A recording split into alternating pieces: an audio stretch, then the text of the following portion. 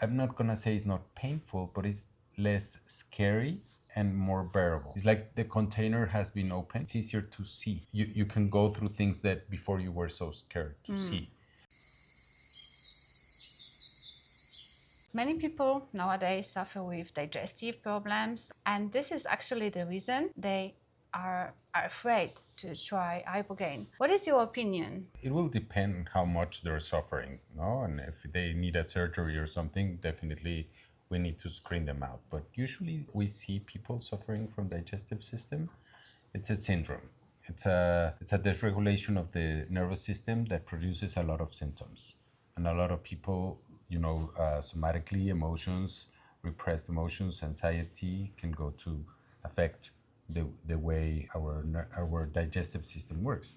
Because digestion is basically parasympathetic, which means it's a branch of autonomous nervous system that comes when you are relaxed, that activates when it's relaxed.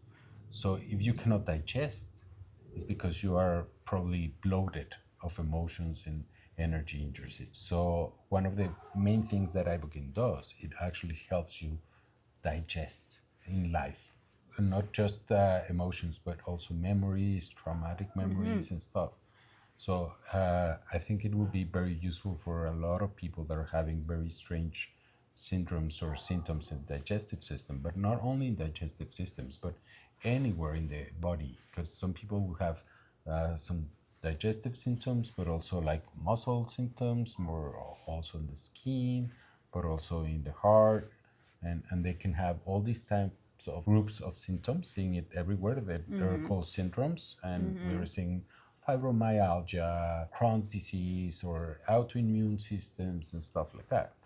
And of course, if we try to address that by trying to fix the system, it's one approach and it's valid and it's.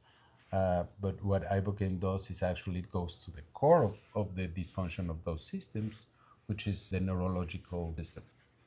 Actually, that happened to me because I suffer with digestive system for years, and like bacteria, parasites, everything. And I had a bunch of supplements, and they are not working. They are just giving some relief. And what happened to me during the Ibogaine experience was that I had no visions. I was so surprised, but some wisdom in my side was saying to me that the medicine is taking care of my body. So how it is possible that I was just like kind of 100% sober in my mind, but I felt the medicine in the body, but the medicine is so strong. Why I didn't feel anything more? I would refer that to some image that I saw in viticulture, which shows like the medicine first needs to address the physical body. So it's a very smart medicine. It's like the king of or the queen of the pathogens, right? They call it like the medicine that knows where to address. It knows where to go. It needs to clean the house first to make space, right? And cleaning the house is taking care of of the physical body. Then when it has space, it can start going into deeper layers, like more psychocorporal and then more psychological or mental layers. And then it can go to work with you in a spiritual way.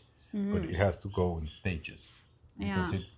if there's no space, first it needs to take care of. So Okay. yeah, it has its own process. The medicine is not there to entertain you. It has its own agenda. Yeah, it has its things that it needs to work with first.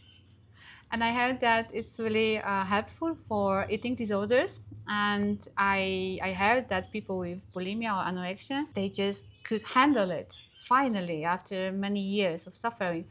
Do you know how it could work? It's a mystery in some degree, but in some other aspect or more theoretically aspect, I think it will work.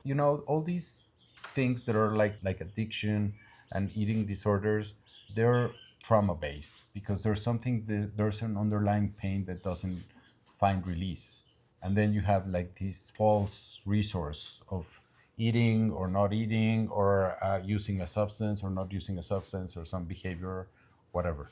So all these fake resource, it's finally because the medicine is very honest or rudely honest, and it's the medicine of the truth. It will show you finally what are you running from, and what is your pain. And once you see that pain and you validate that pain, at the same time, what happens is like there's some relief, like, oh, okay, it's not about so much about the behavior, it's about the pain that I've been shoving down or trying to shove down. So it releases the pain. It doesn't mean it's gonna go away forever. You still have to do a lot of work after the medicine, but it opens a door. Talking about pain, is it painful to see the pain during the experience and understand the pain we are going through? That's interesting because that's one of the things that I've been seeing in researches about psychedelics. And one of the things is that it's, I'm not gonna say it's not painful, but it's less scary and more bearable. It's like the container has been opened, so it's easier to see what you can go through things that before you were so scared to see. And it also has to do with the attitude where you go towards, right? Because you are tired, you want to see, you're open. And so that openness also affects how you finally approach or reach that memory. Could be a memory, or it can be just a physical sensation, or it can be an image, or sometimes can be a very confusing image, but over time it will start integrating into understanding more what was going on.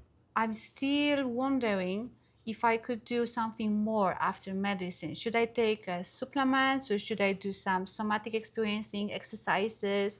What is recommended if you just said that this is just the beginning of the journey for healing? We underestimate the power of autonomous nervous system. But the autonomous nervous system, it's a very complex machinery that we share with almost all animals in the planet.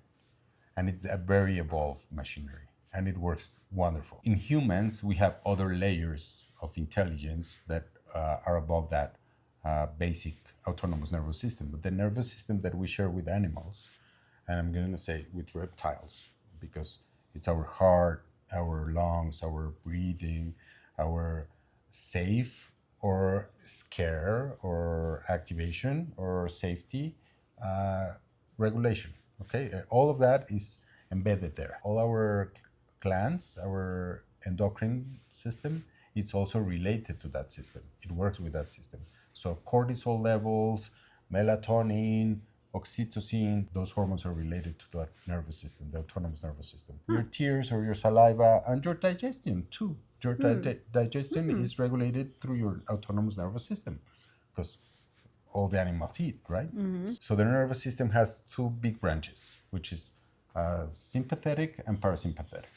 Okay, and then there's the parasympathetic is now divided into polyvagal theory, ventral dorsal, and it's a very complex topic. But the important thing about this is that this is regulating the whole body. You have to go into some activation during the day because you want to go out of the bed, eat, relate to people. So there's activation.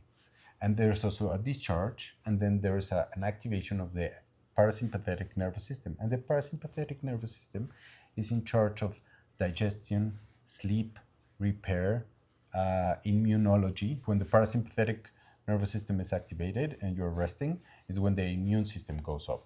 And it's when you repair, when you get rid of parasites and bad cells that can lead to cancer. All of that is driven by the parasympathetic nervous system. So it needs to be a balance, and there needs to be a rhythm. And that rhythm is called regulation. When the rhythm is so correct, you have a regulated nervous system. Okay. So one of the things that happens because of the life right now that we live, and because the traumatic events that we carry from our childhood and all of that, is that our activation nervous system, the sympathetic, it keeps active all the time. So instead of having like a beautiful wave of regulation, we have like noise. And that's what creates a lot of symptoms and the syndromes that we're seeing in the population. So what Ibogaine, I think, does, and how it works in the most profound way or a simpler way also, is it helps regulate the nervous system. Because it activates the sympathetic and the parasympathetic, and it takes you into a very deep parasympathetic state, which can, to some people, be problematic because they've been so high for so long So it can be like challenging, but it's also where you can find the healing and the regulation. So yeah, what we need to see now in the new paradigms in physiology and medicine, it's about learning how to work with the nervous system, which is the cause of all these things that we try to understand why people are having thyroid problems, autoimmune diseases, or migraines, or all these types of things. And the origin, it's when you understand all the how the body works, the origin is almost always rooted in the nervous system.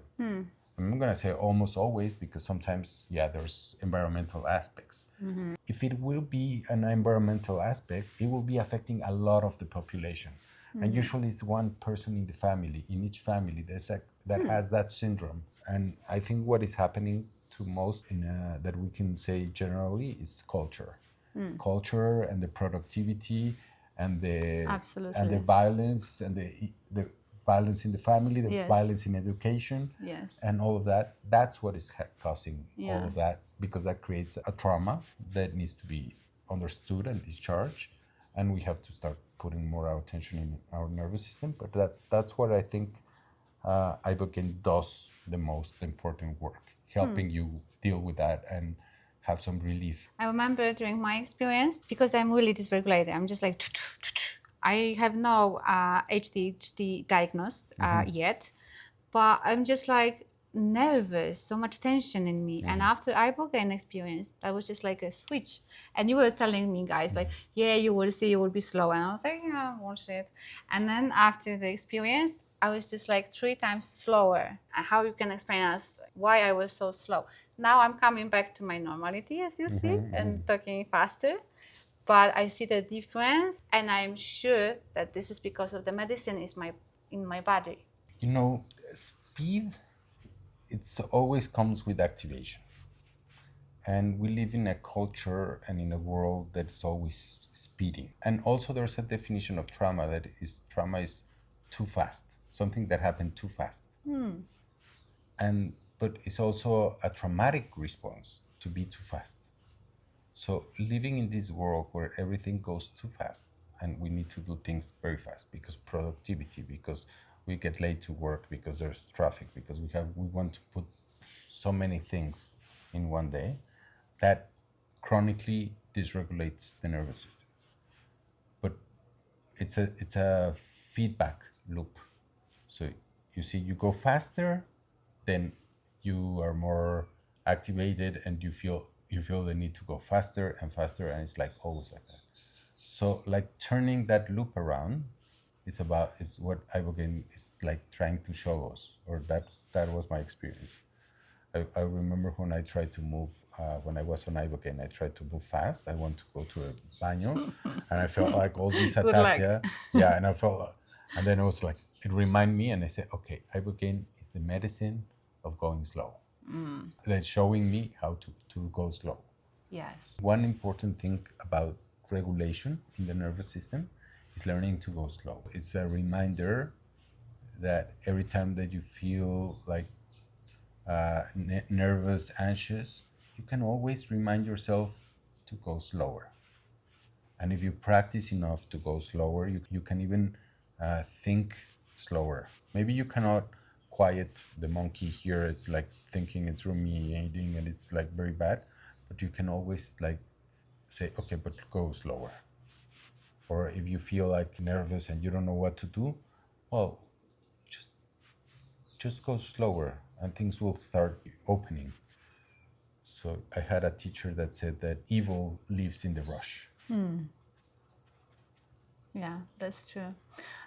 Is there anything else you would like to add? No, thank you very much for asking me these questions. I love to talk about this, and it's been a joy. Yeah, I see a lot of passion and compassion and empathy. Thank you so much. Thank you. Thank you.